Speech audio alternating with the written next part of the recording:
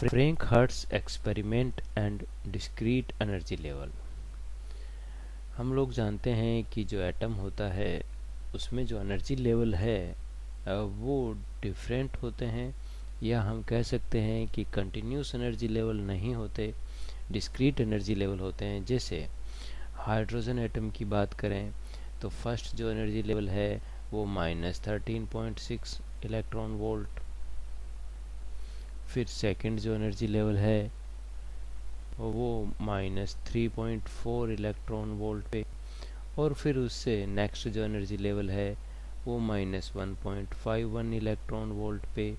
और उससे और नेक्स्ट की बात करें तो मिलता है -0.85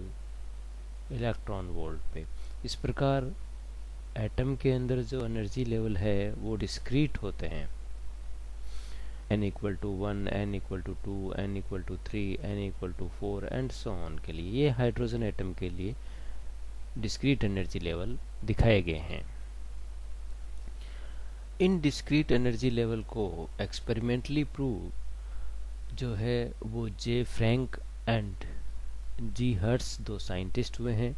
उन्होंने 1914 में एक एक्सपेरिमेंट की सहायता से प्रूव किया। इस एक्सपेरिमेंट सेटअप को डायग्राम में दिखाया गया है। इसमें एक ट्यूब होती है, इस ट्यूब में F एक फिलामेंट है और C एक कैथोड है। फिलामेंट की सहायता से जब कैथोड C गर्म होता है तो उससे इलेक्ट्रॉनों का एमिशन होता है, और इस प्रकार के एमिशन को थर्मायोनिक एमिशन कहते हैं। और जी यहाँ इस जो ट्यूब है उसके अंदर ग्रिड है, P एक प्लेट है। V1 और V2 जो है वो दो पोटेंशियल सर्किट में लगाए गए हैं। V2 की जो वैल्यू है वो V1 के कंपैरिजन में कम होती है। V1 एक वोल्टमीटर है जो कैथोड और ग्रिड के बीच के वोल्टेज को या पोटेंशियल डिफरेंस को मेजर करता है, और प्लेट P से जो ग्रिड की तरफ करंट फ्लो होती है, प्लेट P और ग्रिड G के बीच में जो करंट फ्लो होती है उसको मेजर करने के लिए एक एमीटर सर्किट में लगाया हुआ है।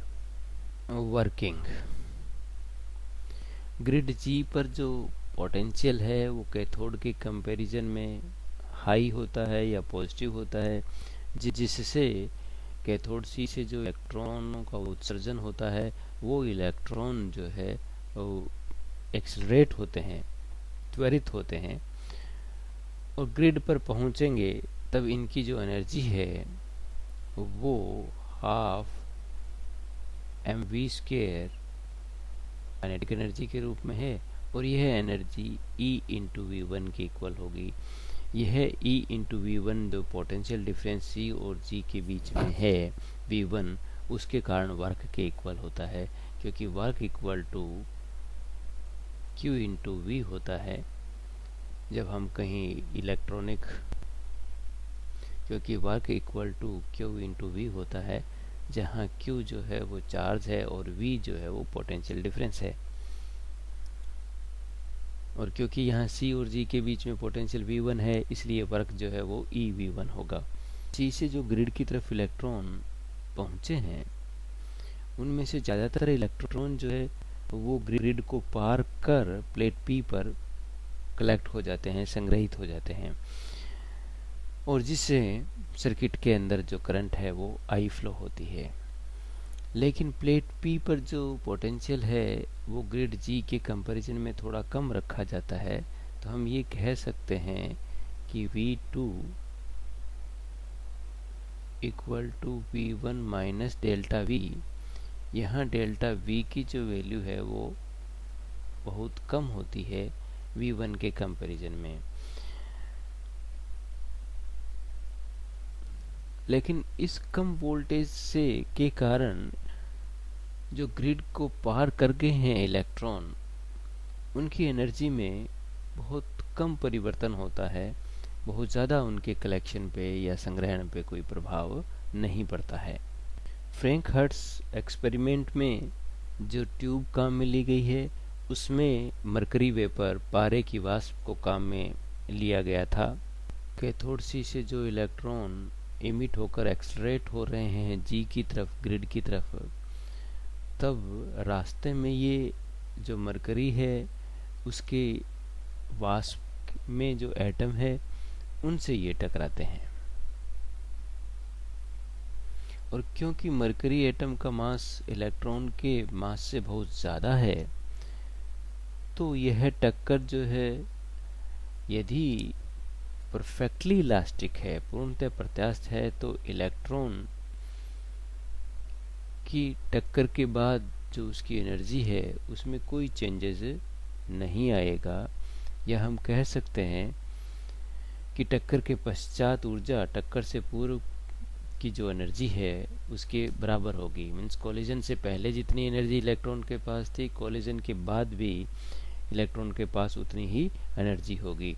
और ग्रिड पर पहुंचने पर उसकी एनर्जी जो है वो eV1 ही होगी। लेकिन यदि टक्कर उसकी इनइलास्टिक हो तो फिर क्या होगा? उस सिचुएशन में इलेक्ट्रॉन अपनी एनर्जी को मरकरी के एटम को देगा, और उस एनर्जी से मरकरी का एटम जो है वो एक्साइट हो जाएगा,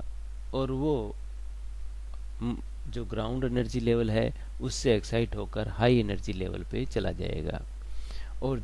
इससे इलेक्ट्रॉन की एनर्जी में कमी आ जाएगी, जिससे इलेक्ट्रॉन जो ग्रिड पर पहुंचेंगे उनके पास जो एनर्जी बचेगी वो हो जाएगी हाफ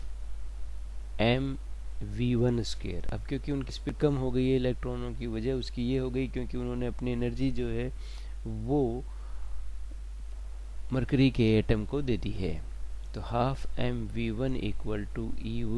ev1, जो पहले उनके पास में एनर्जी ग्रिड पर पहुंचते वक्त थी उसमें से ई एनर्जी जो है वो कम हो गई है। ये ई एनर्जी जो है वो कोलिजन में, इन इलास्टिक कोलिजन के अंदर उसकी एनर्जी में लॉस हो गया है। और यदि ev1 की वैल्यू ई के इक्वल ही हो या थोड़ा सा अधिक है, तो ग्रिड को पार करने वाले इलेक्ट्रॉन जो है ये पी पोटेंशियल पे जो हमने मंदक विभव लगा रखा है या डी एक्सलरेट पोटेंशियल लगा रखा है डेल्टा वी, उसके कारण प्लेट पी पर वो पहुंच नहीं पाएंगे और सर्किट में करंट में जो है वो कमी आएगी। जब कैथोड और ग्रिड के बीच में वोल्टेज V1 को 0 से धीरे धीरे बढ़ाया जाता है, तो एमीटर में करंट की वैल्यू डायग्राम में दिखाए अनुसार बढ़ती है, और जैसे जैसे हम V1 की वैल्यू बढ़ाते जाते हैं I की वैल्यू भी बढ़ती जाती है। लेकिन जब V1 की वैल्यू 4.9 वोल्ट हो जाती है तो उस सिचुएशन में धारा में या करंट में एकदम से कमी आती है। यह इसलिए होता है क्योंकि इसमें जो फर्स्ट एक्साइट लेवल है मरकरी एटम के लिए, उनमें डिफरेंस, उसके जो फंडामेंटल या ग्राउंड जो एनर्जी लेवल है उन दोनों के बीच में जो डिफरेंस है वो 4.9 वोल्ट है। तो इलेक्ट्रॉन जब मरकरी के एटम से टकराएगा तो इन इलास्टिक कोलिजन होगी, और वो अपनी सारी एनर्जी जो है वो इलेक्ट्रॉन को एक्साइट करने में या मरकरी एटम को दे देगा, जिससे उसकी एनर्जी कम हो जाएगी, और वह ग्रिड के पास जब उसकी एनर्जी कम होगी तो अब वह प्लेट पी पर नहीं पहुंच पाएगा, क्योंकि वहाँ पोटेंशियल ग्रिड के रिस्पेक्ट में थोड़ा कम है। और जब एनर्जी उसकी ev1 की value less than 4.9 electron volt होती है, तब तक क्या होता है कि वह अपनी एनर्जी मरकरी एटम को नहीं दे पाता है, इसलिए इलेक्ट्रॉन जो है वह प्लेट पी पर पहुंच पाता है, और इलेक्ट्रॉन की जो टक्कर है वो इनइलास्टिक टक्कर नहीं होती है, परफेक्टली इलास्टिक टक्कर होती है जब एनर्जी उसकी 4.9 इलेक्ट्रॉन वोल्ट से कम होती है। ये सारा प्रोसेस जो है वो ग्रिड के पास होता है। और अब यदि हम 4.9 वोल्ट से ज़्यादा पोटेंशियल V1 की वैल्यू को बढ़ाते जाएं तो वापस से करंट की वैल्यू जो है वो बढ़ने शुरू हो जाती है, और जब 9.8 वोल्ट पोटेंशियल V1 की वैल्यू कर देते हैं तो फिर वापस से जो करंट है उसकी वैल्यू में कमी आती है। वह ऐसा इसलिए होता है क्योंकि ग्रिड और कैथोड के बीच अब जो इलेक्ट्रॉन है यहाँ से लेकर ग्रिड और कैथोड की बात करें तो ग्रिड और कैथोड के बीच में पोटेंशियल डिफरेंस जो है वो 9.8 वोल्ट है। तो इसके जस्ट बीच में जो पोटेंशियल होगा वो 4.9 वोल्ट होगा। तो इलेक्ट्रॉन जब कैथोड से इमिट होकर इसके जस्ट ग्रिड और कैथोड के बीच मध्य में जस्ट बीच में पहुंचेगा तो वहां पर उसकी एनर्जी 4.9 इलेक्ट्रॉन वोल्ट होगी और वहां के मरकरी एटम से टकरा कर उसकी एनर्जी जो है वापस जीरो हो जाएगी। जब वह जीरो एनर्जी से ग्रिड जी तक पहुंचेगा तब वापस उसके पास एनर्जी जो है वो 4.9 वोल्ट हो जाएगी और वापस यह मरकरी एटम से यहाँ ग्रिड के पास में टकराने से यह इनइलास्टिक टक्कर होगी। वह अपनी एनर्जी जो है वो मरकरी एटम को दे देगा। मरकरी एटम जो है वो एक्साइट हो जाएगा क्योंकि अब ग्रिड के पास में इलेक्ट्रॉन जो है उसकी एनर्जी जीरो के लगभग है तो उसका प्लेट पी पर पहुंचने की संभावना कम होगी, जिससे 9.8 के बाद में फिर एकदम से करंट की वैल्यू में जो है वो हमें कमी जो है वो मिलती है। इस प्रकार हम कह सकते हैं कि ये जो इलेक्ट्रॉन जब हम कैथोड और ग्रिड के बीच में 9.8 वोल्ट लगाते हैं तो वह जस्ट बीच में कैथोड और ग्रिड के बीच में आधी दूरी पर इनके पास एनर्जी 4.9 इलेक्ट्रॉन वोल्ट हो जाएगी और ये यहाँ पर एक्साइट होकर ये यहाँ पर मरकरी एटम को एक्साइट करेंगे जिससे इनकी एनर्जी जीरो हो जाएगी और फिर जब ये वापस ग्रिड पर पहुँचेंगे तो फिर इनकी एनर्जी 4.9 इलेक्ट्रॉन वोल्ट हो जाएगी, जो कि फर्स्ट एक्साइटेड एनर्जी जो है वो मरकरी वाष्प के लिए ज़रूरी है। और फिर वापस यहाँ पर इनकी इलास्टिक कोलिजन होगी और ग्रिड के पास में इनकी एनर्जी जो है वापस जीरो हो जाएगी और जिससे इनका प्लेट पी पर पहुंचना जो है वो संभव नहीं हो पाएगा। इस प्रकार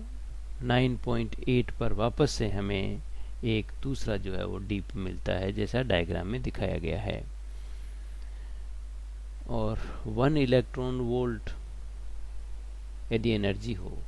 तो उसके रिस्पेक्ट में जो वेव नंबर होती है उसकी यदि हम वैल्यू पता करें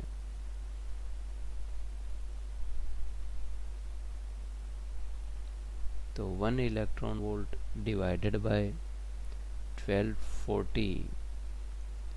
इलेक्ट्रॉन वोल्ट इन नैनोमीटर तो इसकी वैल्यू आ जाती है 8065 सेंटीमीटर इनवर्स।